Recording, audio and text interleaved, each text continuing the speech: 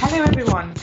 Depending on where you are joining us from, good afternoon, good evening, good morning, and welcome to our third digital talk as part of our RIBA Hello China campaign. I'm Azlina Bulmer, I'm the director of RIBA International.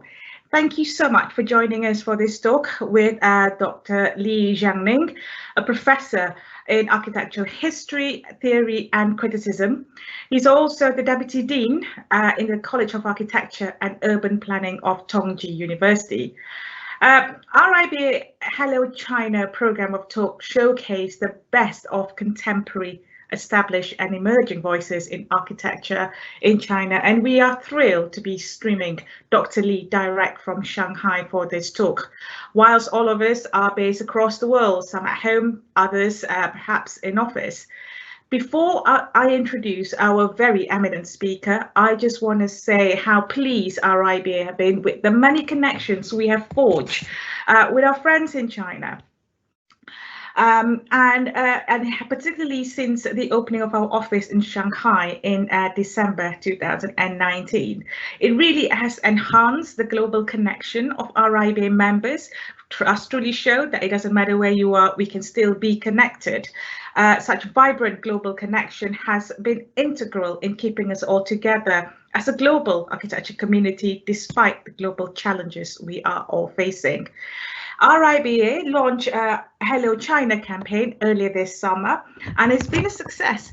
We have delivered a series of events, thought leadership programs throughout China. So please keep a tab on our Chinese website for more information if you're based in China, which is www.riba.org.cn.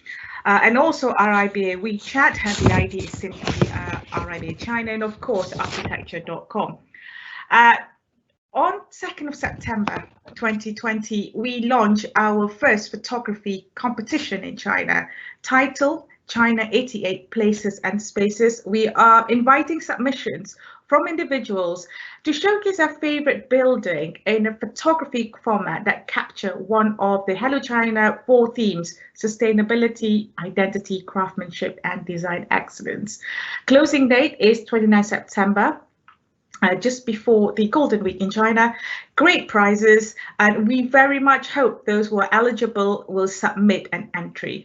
More details on our usual communication channels as well. Now, moving on to our speaker for today.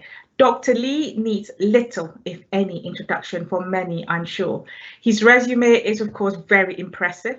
As a famous critic, he has published widely on contemporary architecture and urbanism in China, such as Towards of Critical Pragmatism, Contemporary Architecture in China, Made in Shanghai. He is a member of the International Committee of Architectural Critics and the Vice President and Secretary General in the Committee of Architectural Criticism of Society in China. And it is of no surprise that he has served as a judge for many awards, including the Mies van der Rohe Award. He's also the editor-in-chief of Architecture China and is on editorial board of many academic journals. And as an architectural curator, Professor Li was the curator of the China Pavilion at the 16th International Architecture Festival. Architecture exhibition La Biennale di Venezia, and he was responsible for the planning of the following exhibitions: from Research to Design in 2012 in Milan, Triennale, 2016 Harvard University GSD exhibition, 2017 Shanghai Urban Space Art Season. I'm sure you're all looking forward to this talk as much as I am. So I'm going to hand over to Professor Li imminently to start. But before I do so, just a couple of housekeeping points. Since we're using Teams webinar for this event, we cannot see or hear you.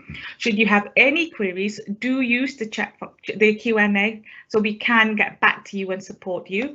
There will be an opportunity for questions from the audience at the end, so please bear that in mind and send your question via the Q&A button, and we will pick that up. And that is all from me. I'll be back at the end to ask the question, and for now, I'm very happy to hand over to Dr. Li for his talk. Xiangning, over to you. Thank you, Azlina. Thanks also to RIBA for having me. Hi, I think it's a great honor and pleasure for me to share with you some of my works, not my design practices. I'm not a practicing architect. I'm teaching here in Shanghai architecture history, theory, and criticism, as Lina already mentioned. And also I curate exhibitions, so that's why I'm sharing with you kind of an overview of contemporary Chinese architects regarding dealing with a tradition. So the topic of today's presentation is called building a new tradition. I'm going to share screen if you allow me.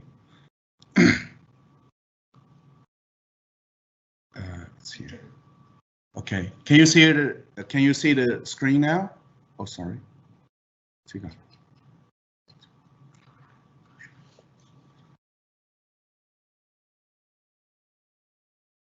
Okay. China has seen cities and buildings advancing triumphantly for the past 3 decades at a speed and scale never seen in the West. High-rise buildings are springing up swiftly in the cities, while the historic blocks built over hundreds of years ago are being dismantled. To a certain degree, recent developments may have also served the connection between the architecture of China's cities from a more traditional world. The decorative and structural system that follow a characteristic Chinese order, or the exemplary dogong, the interlocking wooden bracket system covered by a vast roof, seem to have lost their resonance with the pulse of the zeitgeist and modern society. So the rapid advent of modernity is accompanied by the disenchanting and the duplication of modern Western civilization. China's construction industry thus has received a severe criticism from the international academia that perhaps the loss of China's unique culture characteristics and its breaking from the past construction tradition will bring about nothing but water without source and trees without roots. Chinese contemporary artists are more sensitive to the crisis of our own identity and the breaking of an inherent connection to history. Chinese artist Wang Fen illustrates the in-between situation of China's history and future, its imagination and dirty reality. In his art series called On the Wall, is a serial photography work. While another artist like Xiangning Li, this one, tries to melt the ever-growing urban landscape into a historic reflection of Chinese traditional ink and wash paintings, ironically rebuilding a lost connection of China's history and reality. If you watch this drawings painting from far, it appears to be a traditional Chinese ink and wash painting, but if you go closer, you could recognize the cranes and high rises on the construction in this painting. So it's really a traditional painting consists of contemporary high rise and constructions. So in a review made 10 years ago, I once pointed out that China's architecture were either adapting brand new architecture forms, which had no cultural association with the Chinese tradition at all, or duplicating simply the images of traditional Chinese architecture, or making simple appropriation of traditional Chinese typology, such as gardens, rather than translate them into contemporary languages.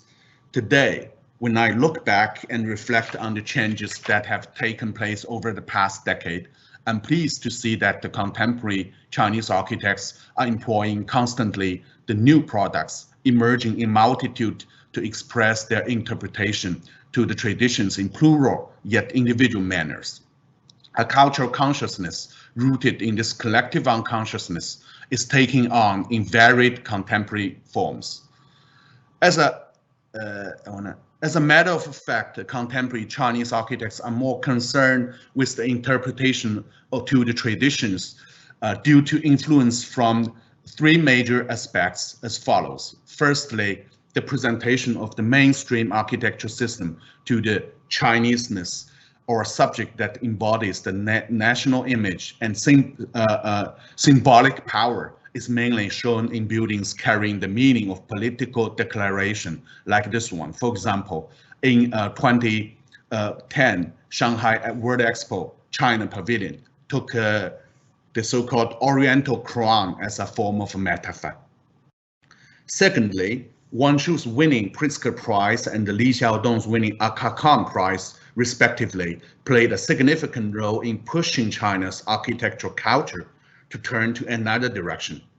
Thirdly, as the urban expansion progress is going to a limit, while expanding outwards, the cities must turn to inside themselves to tap the potential for a new round of development.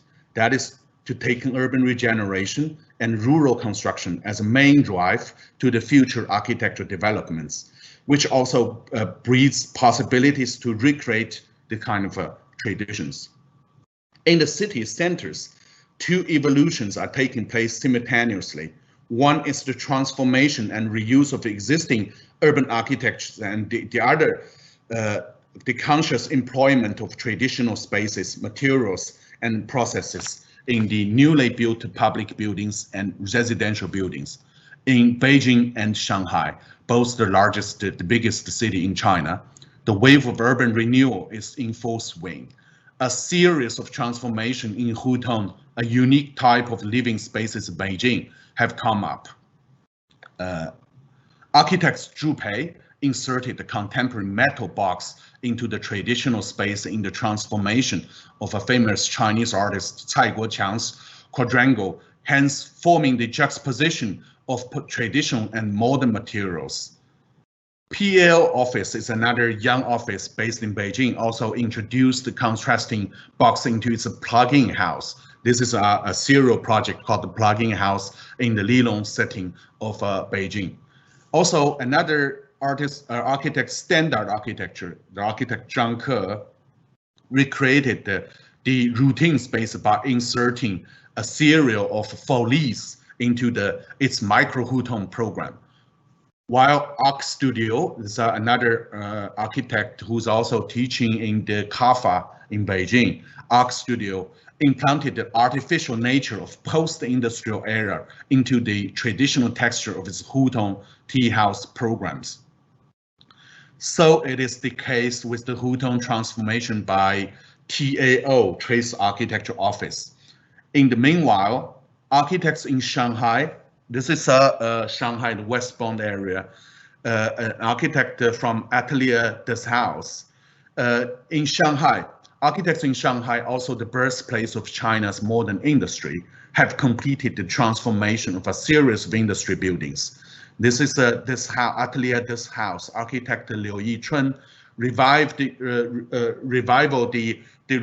heritage of industry architecture. The Long Museum is one of the contemporary landmark in Shanghai at the westbound area in Shanghai. The refined and made modular application of the remaining structural elements and created a symphony of light, shadow, and structure. An original design, another architect whose name is Zhang Ming, is also a professor at Tongji University. His design not only transformed the power plant into an exhibition space of the power station of art successfully, but also turned an old spike factory into a brick wood model office spaces for his own use. Neri and Hu, another Shanghai-based office, transformed the workshops by the old wharf of Huangpu River into a minimalist boutique hotel. This is the interior of the boutique hotel with a minimal touch on the surface of the existing factory fabric. While another architect, Zheng Qun, transformed the multi-level bus garage of a bus company into a modern headquarters for an architectural design office. This is a huge building close to the Tongji campus. And obviously, it is more challenging to create the contemporary buildings in the urban areas than to transform the existing ones. The return to the traditions due to the options of more strategies thus becomes an expression of position. Wang Shu, the man who appears here, has become a flag of contemporary Chinese architecture culture after his winning the Pritzker Prize. In the Southern Song Imperial Street project in Hangzhou, as he always does, Traditional wood, bricks, and tiles are used to build a series of good-looking cottages. The representation of this ancient street still carries some formal criticality. In his Wasan guest house project in the at the China Academy of Art campus, the spaces of traditional Chinese landscape gardens are also abstracted into a recreational promenade, which wings its way up and down with the terrains and floors through the public space of the guest house. Although the traditional imperial roof is reserved, the joint forms of traditional brackets components are pushed to extremes. Numerous wood components are piled and repeated to form a kind of dense texture and even deliver a certain sense of I would term a contemporary Baroque aesthetics. In his work, landscape gardens becomes a source to build culture, imaginations, and the metaphorical forms. Similarly, the critics often mention these works of Wang Shu together with the contemporary architectural practices of the three other architects, namely Dong Yugan, Tong Ming, and Ge Ming, who also deal with the garden spaces a lot and regarded the four architects who teaches at colleges while conducting garden space designs as the four contemporary garden masters. More or less, the status of men of letters from the traditional Chinese culture, which is almost impossible in modern times, is reflected in both their design philosophy and living conditions. They even have stirred up a culture movement to study conventional Chinese garden literature, making contemporary gardens research thriving in China for a while. Absorbed in brick construction, Dong Yugan, an architect and a professor based in Beijing, combines creatively the brick building techniques of Louis Kahn and Carlos Capa with traditional Chinese garden spaces in a marvelous manner. So these are some other images of the red brick museum he designed in the suburb of Beijing. However, his pursuit of the spatial monumentality in red brick museum and other works seemed a far cry from the aesthetic mood of landscape garden. Rarely using traditional architecture form or materials, Tong Ming and Ge Ming employ spatial organization methods of landscape garden in their works, such as a series of courtyards, which enable concrete beams and columns, while walls and other modern building components to be understood poetically as a reflection of traditional Chinese garden spaces. For example, Tong Ming pursues extreme spatial changes in limited space based on modern forms and materials in Han Tianheng Art Museum and his Zhou Chunya studio, the two projects he designed in the suburb of Shanghai. And this is a Zhou Chunya studio, a total concrete buildings, but as reminding us of the traditional spatial organization of Chinese gardens.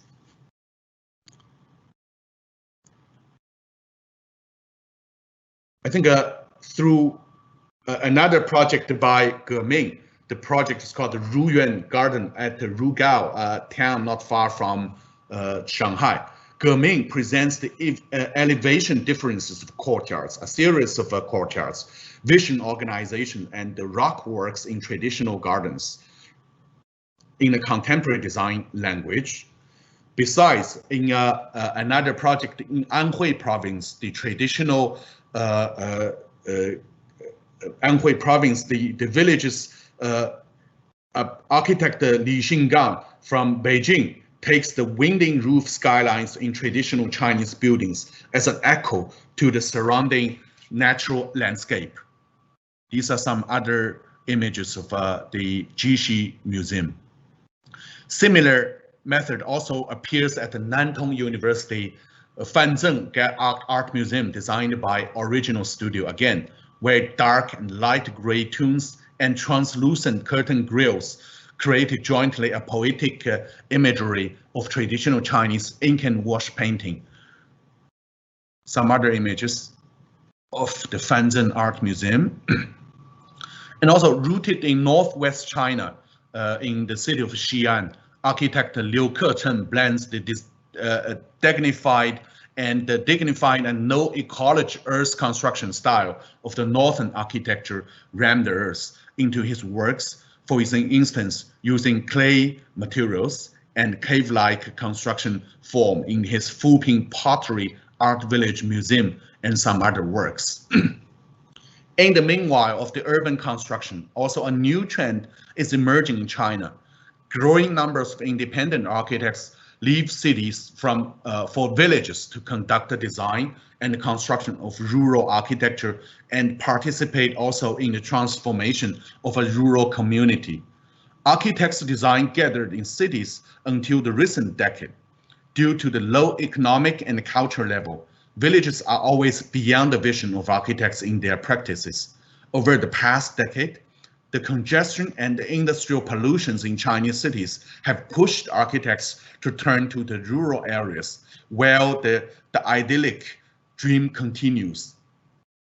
Hope schools are the first designs and construction that enter the villages. For instance, the Earth building on the Bridge Primary School designed by Li Xiaodong, which won him the 2012 Aga Khan Award for Architecture.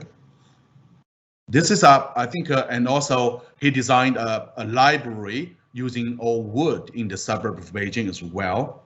And also another project called the House for All Seasons, built in bricks, designed by a Hong Kong-based architect, John Lin.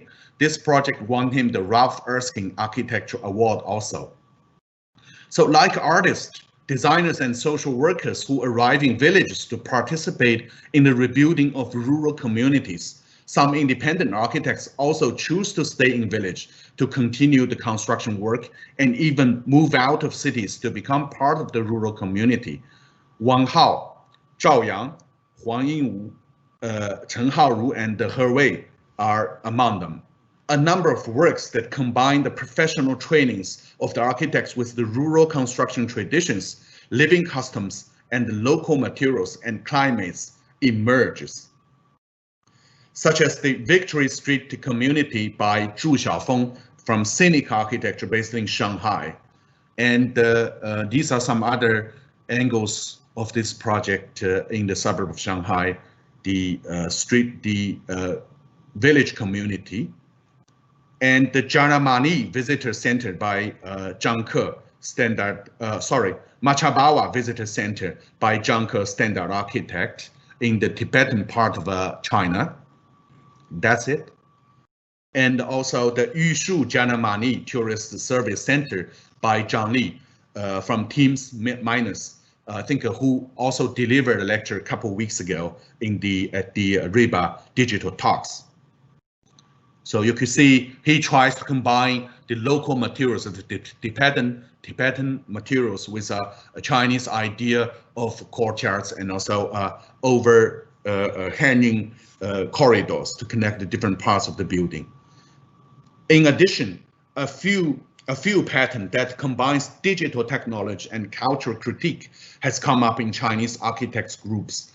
They either borrow the parametric design method or brand new digital form from the West, or express the attitude of critical transformation to the traditions, or generate the possibility of cultural reinterpretation to China's low technology and hand-built traditions.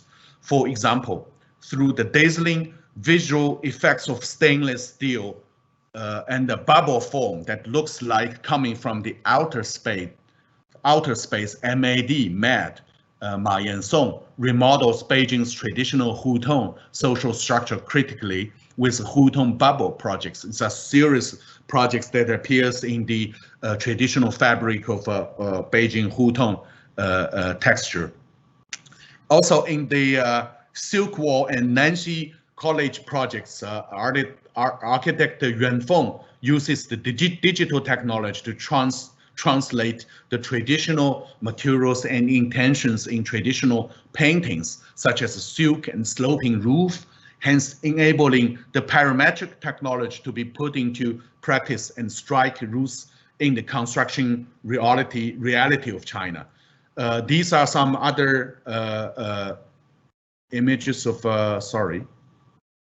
Yuan Feng's projects At the very early stage of his career as a parametric architect or digital fabrication architect, he tried to combine the low-tech construction technology of Chinese labor with a traditional Chinese sense of culture in using a parametric or digital form-giving tools in these projects.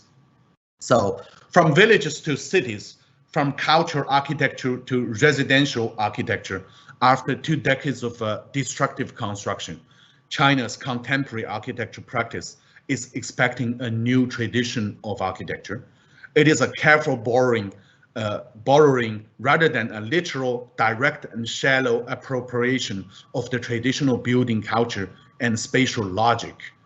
A cultural renaissance after the baptism of Western modern architecture rather than conservative subjective construction, a coexistence of diversified and varied solutions rather than simple duplication to the mainstream experiences. Sooner or later, the practices of these independent architects will generate a similar to the so-called acupuncture effect through some individual cases, and hence push forward the whole construction industry and even the wide public to have a critical and innovative recognition to the traditions.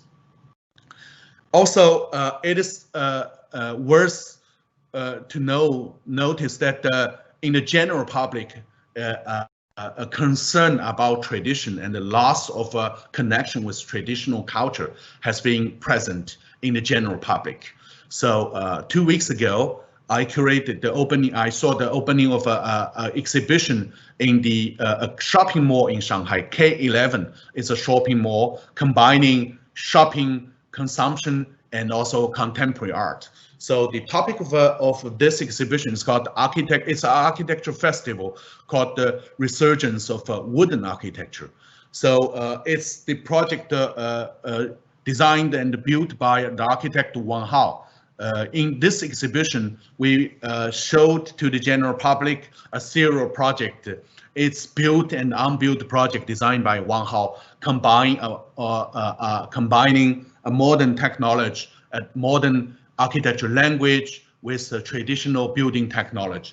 You could see here in the forefront a project designed by Wang Hao. It's a renovation from a factory building, and the tower at the backdrop is a joint program with China Academy in Hangzhou, the Academy of Wangshu. Wang Hao developed with the students together schemes for Chinese pagoda. Instead of building a traditional form, he and the students tried to combine the traditional pagoda with a modern system that they're trying to combine the wooden structure into a modern language. These are some other images of the projects shown in the K11 Wooden Architecture Festival. Meanwhile, I noticed that it's very popular that the general public embrace these kind of exhibition with enthusiasm. That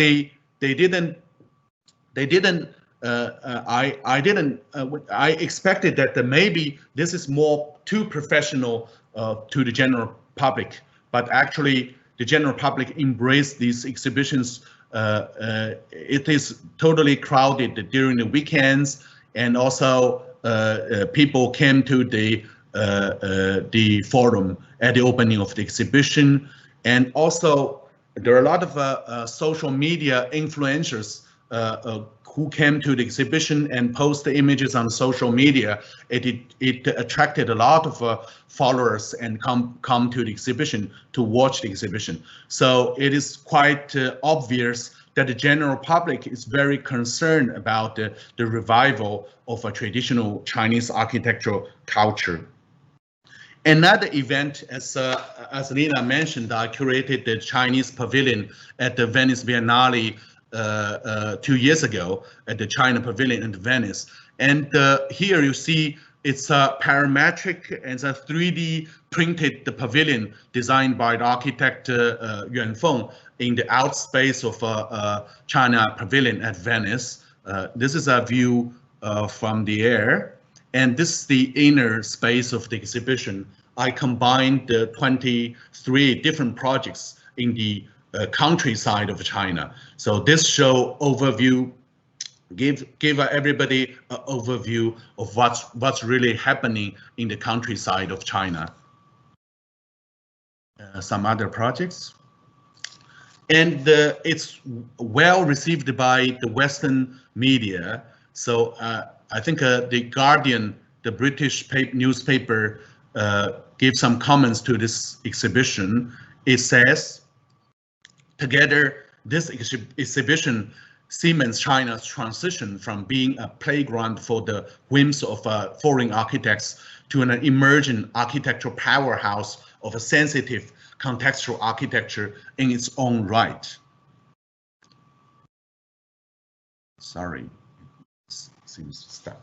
And also, the German architectural magazine Bauwelt published an article as a review to the Chinese Pavilion at Venice Biennale, and it says maybe the new development, the new technology in China, the combining of digital fabrication technology with the traditional village fabric, may be inspiration for the future development for villages also in Europe.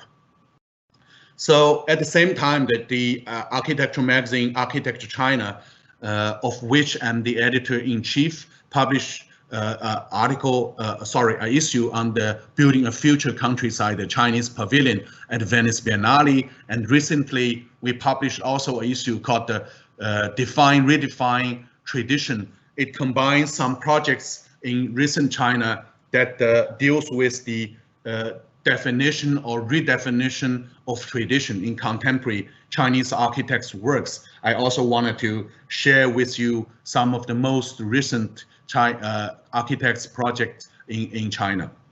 So there are several different categories in this issue. I think one of them is vitalization of building technologies and crafts. So timber structure are one of the most iconic characteristics in the tradition of Chinese construction. This is Professor Liang Sichen from Tsinghua University. It's a founder of a modern architecture education system. He graduated from University of Pennsylvania. After the graduation, he came back to China and he refounded the tradition of Chinese timber structure in his research and also teaching in Tsinghua University. So as you could see, the overlapping columns, beams, purlins, and lintels formed from the typical modules open as spaces. The layered so-called dogone is the bracket system, support the roof with low eaves and slightly raised corners, while the microscopic mortise and tenon joints form a kind of delicate and poetic connection between the different structural components. Following the popularization of modern construction technologies centered on terrace-like frame systems and reinforced concrete, the construction of traditional timber structures have seen a steady decline due to their inability to meet the structural and fire safety requirements of modern spaces. But in recent years, timber construction has regained the attention of some contemporary architecture, which is undoubtedly influenced by the demand for low carbon development of buildings and cities. So you could see some projects here. Yet more important for this phenomenon are the efforts of Chinese architects to find the connection to China's lost construction tradition. This is the Truth Academy in the central Chinese province of Hunan, China's academician of China Academy of Science, Professor Chang Qing, designed the Truth Academy using a vernacular Chuandou system, woodwork structure system with columns, purlins, and lintels to form a bidirectional woven frame system. So you can see from here the traditional serial courtyards layer after layer, and also the wooden system was incorporated in this architecture design as a place to commemorate the famous ancient poet Qu Yuan. The timber structure recreates the ritual memory of the buildings of its time by dividing the space into an even number of sections by a central row of columns. Similarly, this is the interior of the Chu's Academy designed by Professor Changqing.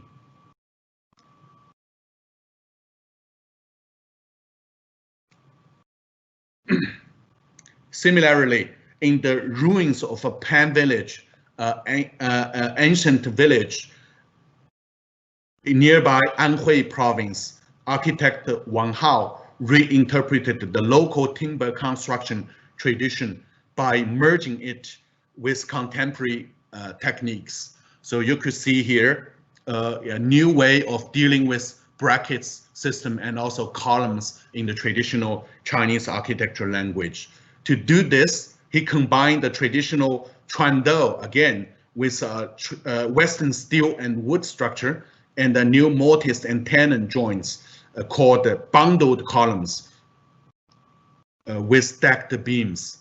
As you could see in the interiors of this renovated houses.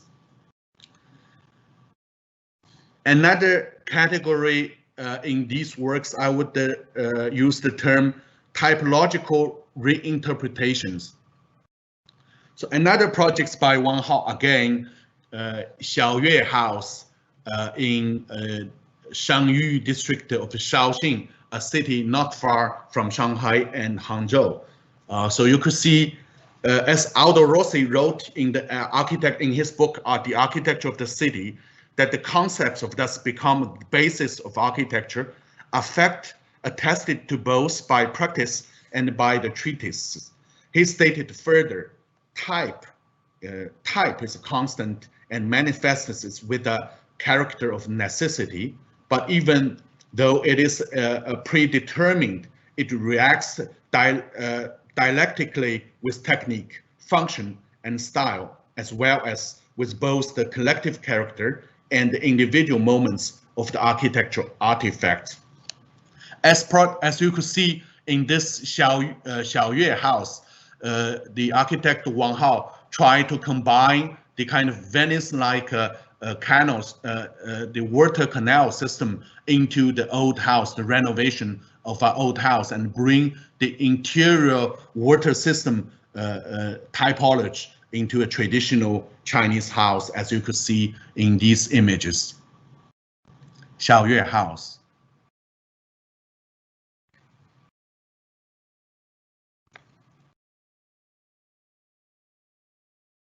Just as types are related to specific spatial forms and the lifestyles in a certain period, they constitute a cultural continuity that crosses and dimensions of time, thus becoming a connection between the past and the present. Courtyards are also perhaps the most common spatial types in traditional Chinese dwellings. This is a Chinese architect, Zhu Pei's Shou County Culture and Art Center, and another projects by Neri Hu's Qingpu Yangzhou Retreat. In both projects, you could see the reuse of a traditional Chinese courtyard typologies.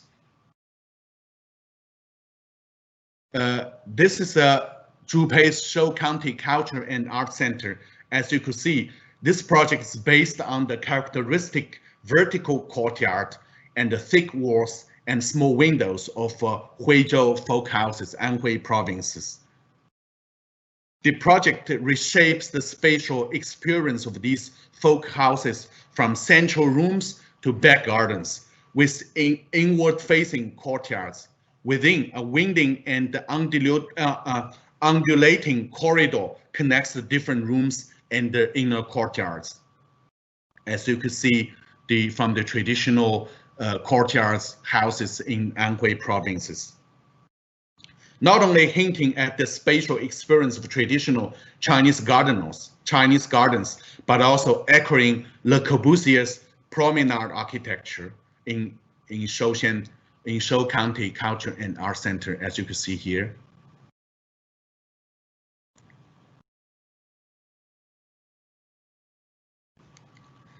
Also, the inspiration for the Qingpu Yangzhou retreat stems from a typical northern Chinese type of courtyard known as Siheyuan from Beijing or the northern part of China.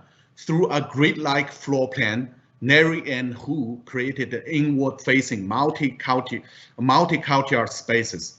And just like Heyuan, where visitors pass through a row of courtyards to proceed deeper and deeper into the building. In the Qingpu Yangzhou retreat, the courtyards add layers to the spatial experience, while landscape and the architecture are blended together with the framing of a scenery landscape in the countryside of Yangzhou, a very ancient Chinese cities. These are some other images of the interior courtyards of this retreat boutique hotel.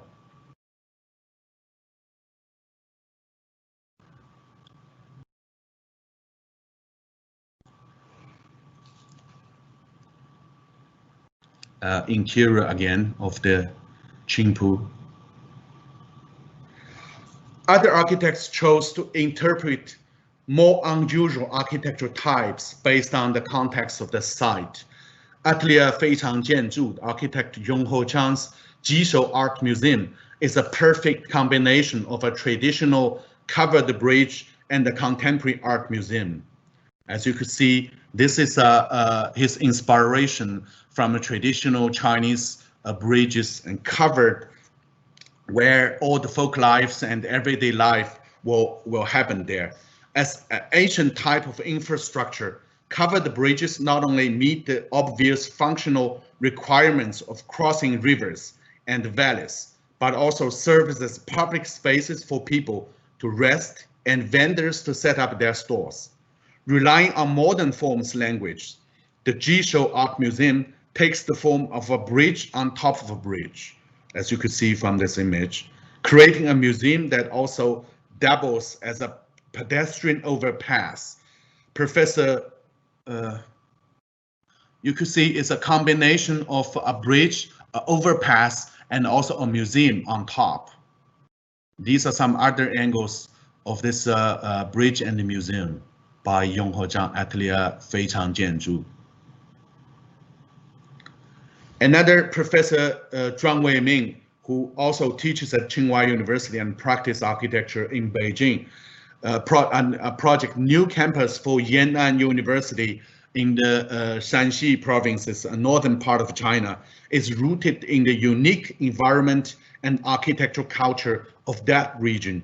The ground floor of the new campus library borrows from traditional local residences, the so-called cave dwellings, to form an open public space, while the upper part of the buildings is inspired by setbacks of such cave drawings as you could find in the traditional landscape in Shanxi provinces. And he continues this architectural symbol in an abstract way to organize the spatial series of layers and the levels in this library, in this campus of Shanxi province. Continuing is this architectural symbol in a very abstract way. Another angle. Architect Zhang Lei's Bingding wood kiln in Jingdezhen, a town famous for traditional Chinese porcelain production. This reproduction of a reconstruction of a Bingding, a wood kiln in Jingdezhen, re-examined and recreated an old spatial type from a contemporary perspective. So these are some images of the wooden kiln in Jingdezhen. As a production space, kiln houses were typically supported only by wooden band, as you could see here. But Zhang Lei combines a modern concrete architectural language with the typology of a wood kiln for make porcelain. However, with the imminent disappearance of traditional handcrafts over time, kilns have taken on a symbolic cultural significance today. Therefore, by employing the arches as an ancient form element, Zhang Li also not only continued the structural language of the traditional kiln, but also strengthened the sense of ritual and commemoration in the space of a traditional art kiln. As you could see in the public spaces in this contemporary kiln in Jingdezhen. So it is also difficult to define gardens as a building type in the strictest sense, but they have indeed influenced the creations of many contemporary Chinese architects in spatial and the cultural contexts. Located in the countryside near Taihu Lake in the eastern city of Yixing, Ge Ming, a scholar of classic Chinese gardens. Sorry, I think there are some mistakes happening here.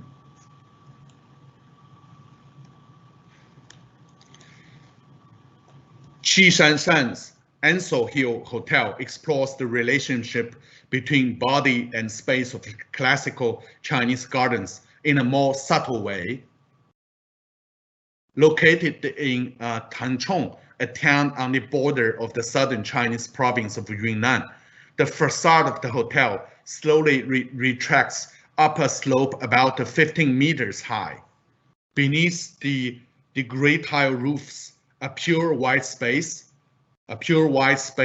rises up in sync with the terrain, connecting different public functions and forming a dialogue with the mountain and the forests through windows and openings of different heights. Here, Ge Ming, a scholar of classical Chinese gardens, created the spring gardens in the eastern city of Yixing, which takes on the form of a half garden, half house concept. Just as classical Chinese gardens resemble real nature despite being man-made, the spring garden also explores the articulation between nature and the man-made creations, as you could see from, from these images. The spring garden also explores the articulation between nature and man-made creations, the blank spaces between the overlapping roof panels and the reflections of the water, and the transitional shadows and gaps altogether create a latent sense of vitality in this modern contemporary garden in Yixing, the small town.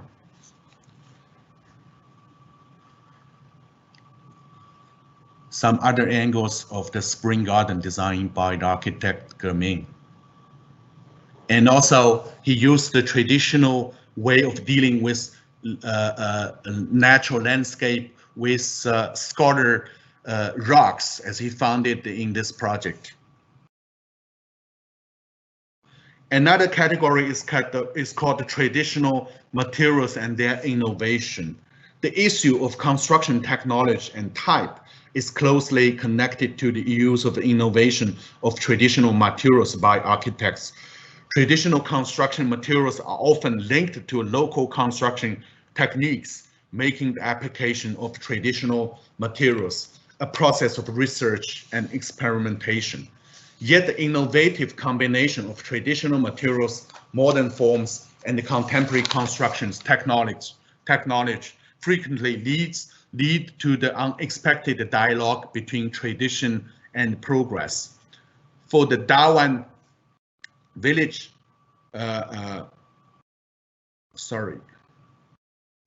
some mistake.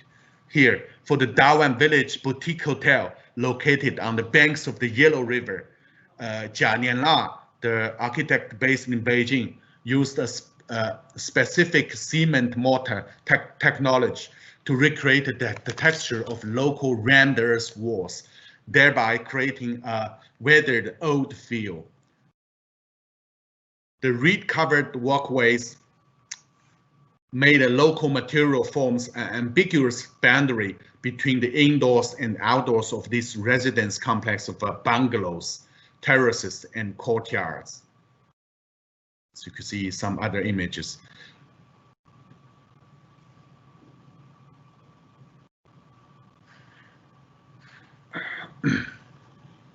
Sorry, some.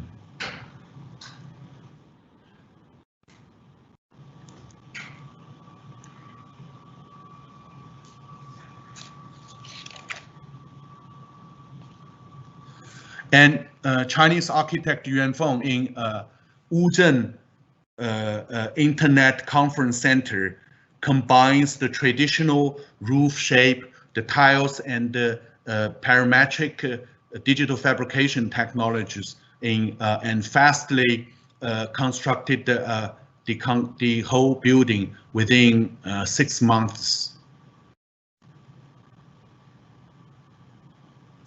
Some other images of Yuan Feng's light internet conference center in Wuzhen, a traditional Chinese water town.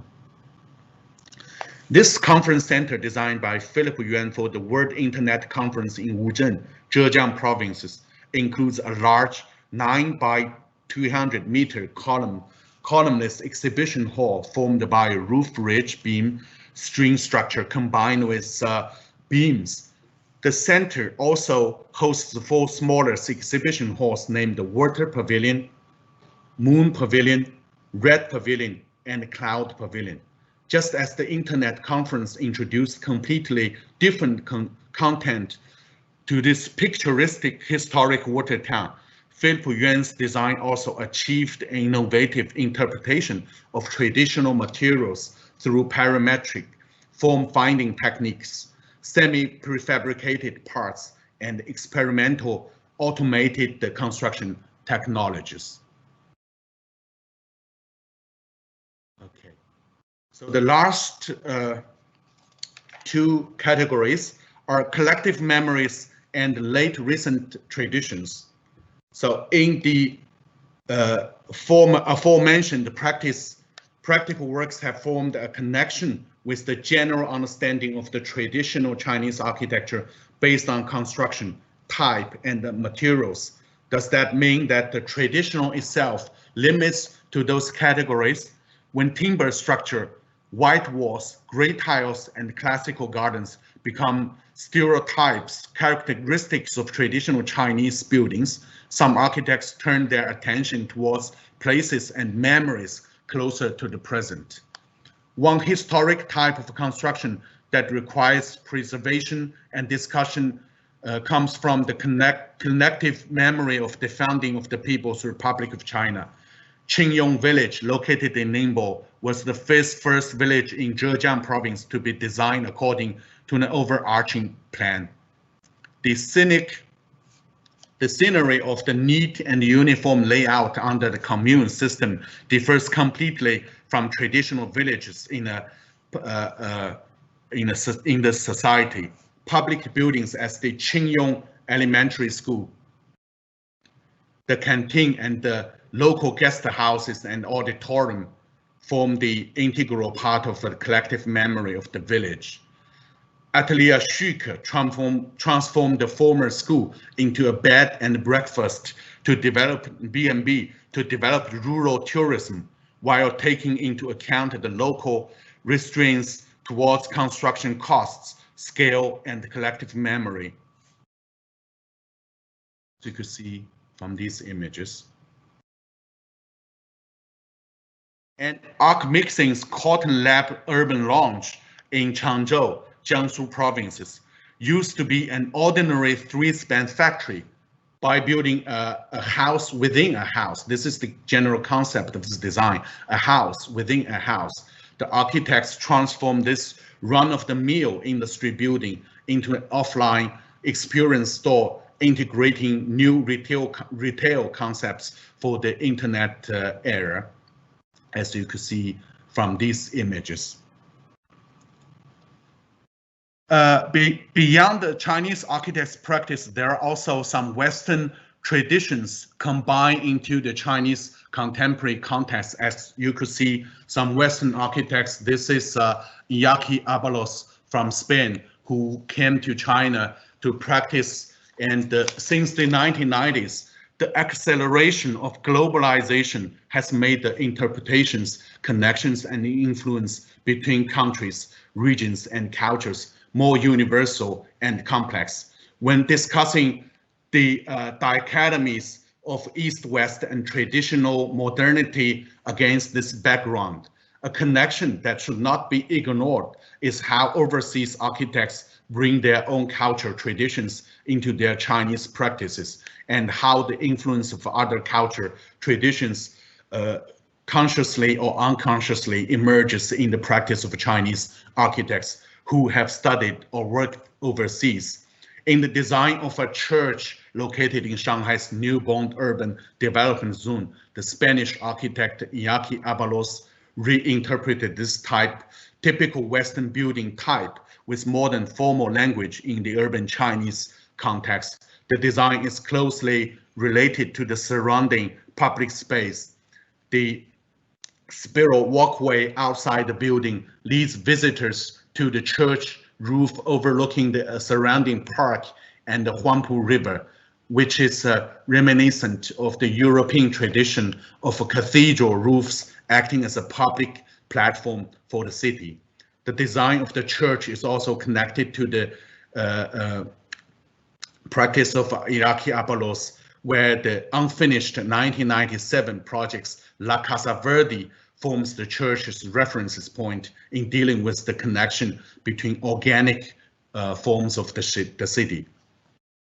And also a small and young office based in Beijing, Drawing Architecture Studio, who's famous for making all those architecture drawings, is most famous for his architectural paintings. I also incorporated his works in the Venice Biennale China Pavilion.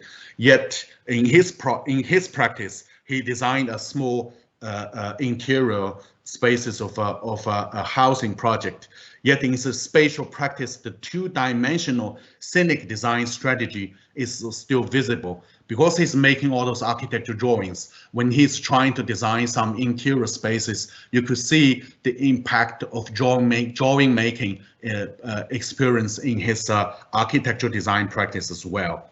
In Free Balcony, and this is a small project in Beijing, they playfully collage a number of classical Western elements into one apartment, such as an arched window niche, wide storage spaces acting as partitions, and paneling with light-colored wooden edges.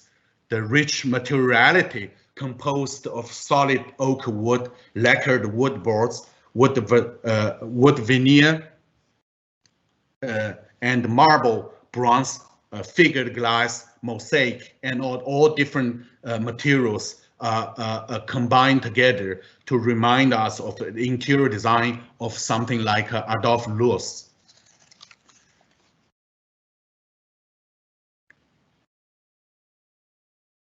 Tradition and its connection to the present have always been important issues in the development of Chinese architecture practices.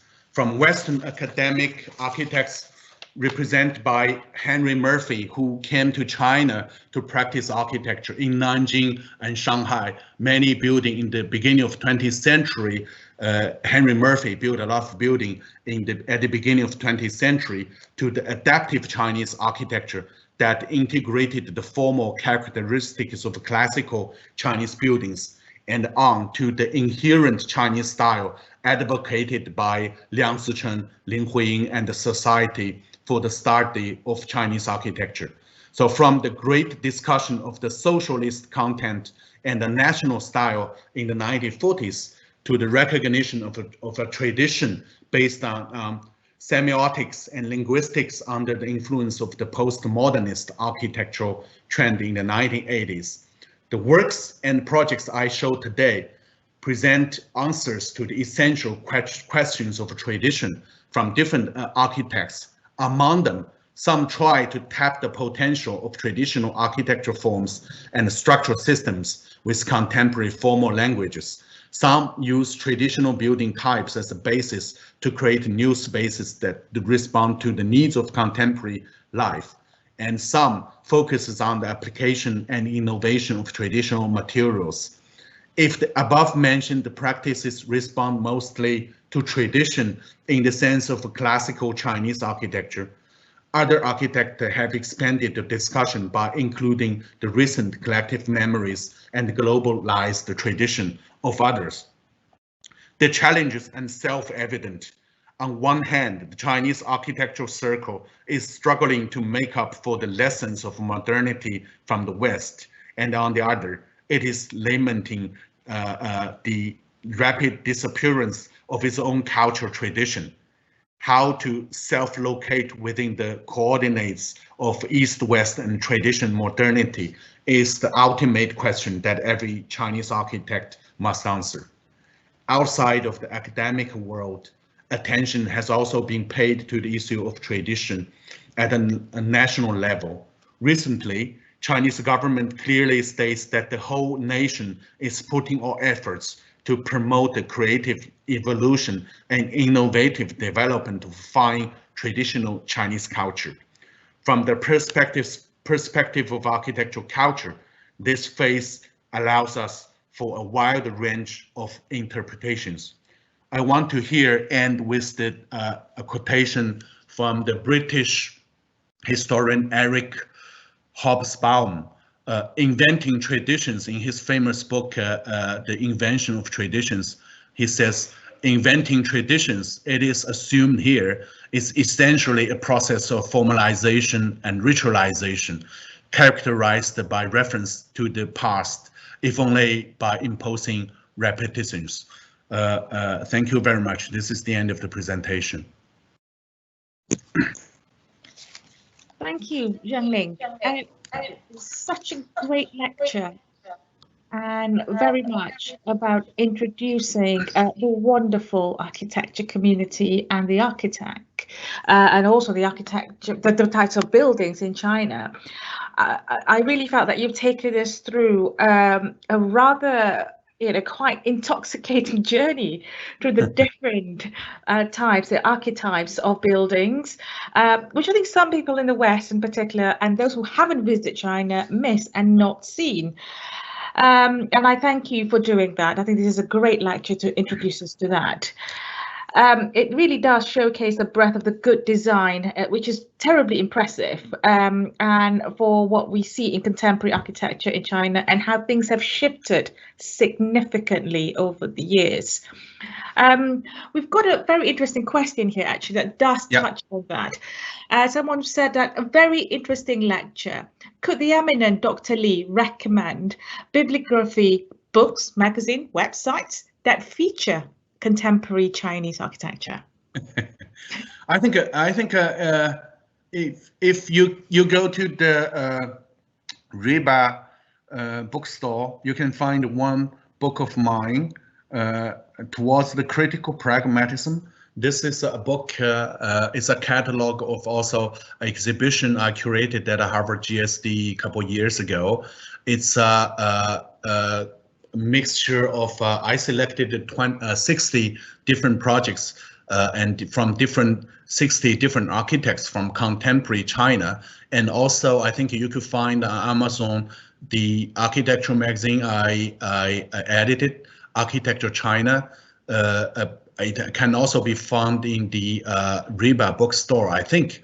But beside that, I think there are a lot of, I think Liang Zichun's Pictorial History of Traditional Chinese Architecture is a book starting point for understanding traditional Chinese architecture. And also there are some other books that I would make a recommendation, like On Gardens is a book on Chinese Gardens by Professor Chen Congzhou, a professor of Tongji, who deals with the traditional spatial organization of gardens, which is quite essential to the ideas of how to organize spaces in gardens and traditional Chinese courtyards, which could be very useful for the Western architects and readers to understand the traditional idea of spatial organization in China. Well, I think RIBA can also through on their website. Maybe I can later recommend some more information and links to websites and books. Maybe on the RIBA website later. That's very kind of you. That'd be fantastic. And I hope that's answered the question to the person who've asked. Certainly, our RIBA bookshop has a variety of things. We're closed at the moment. I think we're reopening very soon. Mm-hmm. I particularly thought the talk about the tradition, the use of traditional materials in a contemporary manner and how that's being showcased it's very interesting indeed, particularly in China, the use of wood. And do you think that using traditional materials, Wang Shu's example and the exhibition you did at K11, how important is it for architecture in China to embrace and bring in that tradition in a modern type, showcasing Chinese culture and tradition as it goes along? I think Wang Shu is very unique in Chinese architecture circle. He is very individual. I could say his practice is very unique, and not many architects are taking on the reinterpretation and reuse of Chinese typologies as well as the traditional Chinese materials. Wang Shu is one of them, of course, and Wang Hao, the architect whom I showed in the show at the K11, also try to reinterpret the traditional Chinese timber structure in a contemporary way. So these two are very unique. I wouldn't say they're both important. Wang Shu is important. Wang Hao is in his early career and is still developing. But I think this is a sign that also, Chinese architects are maybe turning their eyes to the traditional language of Chinese architecture and try to maybe to reuse and to adapt some of the essential concept of the traditional Chinese architecture, not the pure form, not simply the form of the traditional architecture, and try to bring the essence and the way of spatial organization into a contemporary architecture language. So I think this is a sign that not only professionals of in China are thinking of this, but also the general public is paying more attention to the resurgence of traditional Chinese architecture language in a modern way. Thank you. And I suppose that goes in nicely to the next question from one of our audience, where, this is not just about China learning from China and China learning from the West, but it's also for the Western audience to learn from the significant development in Chinese architecture. So what role can British architects play in renewing and embracing Chinese tradition? I think we have seen a lot of British architects coming to China. They are successfully in dealing with public buildings like museums. David Chipperfield is one of them, and we also see other practices coming to China. I think it is a little difficult for British architects to totally comprehend and understand the traditional Chinese architecture language. But I think in a global era, if we could work with local Chinese architect and try to combine a modern language and modern technology, I won't think it's a difficult thing for British architects to work with local community, will work with local architect friends, colleagues to build great buildings in China, combining the sense of place of local context, and also the modern way from the outside China, from UK. Thank you. And of course, students, let's talk about the young generation. You are with Tongji, our previous first speaker, Xiangning Li, is at Tsinghua, but many of the names you spoke about today and showcase actually also contribute to many of the universities, School of Architecture in China and abroad. Actually, I know many of them personally, and they must have, you know, your style, your interaction with the younger generation at the School of Architecture would influence them. How do you see the future of Chinese architecture? You know, Chinese students they represent a significant number in the UK in schools of architecture as well. How do they balance and embrace that learning they get from the West, and when they return to China and adapt it accordingly as well, and vice versa? I think it's very important to the younger generations, especially in their early career when they are architectural students. They should go out to see the world instead of just concentrating only on Chinese culture. So that's why we, both Zhang Li and I, we encouraged our architectural students to go outside China. To maybe we developed also a lot of a double degree program with universities and architecture schools, and not only in the United States, but also in UK and other European countries. So students could go there, and for example, some architects like Wang Hao, who showed a lot of interest in his design, combining traditional Chinese architecture, wooden culture.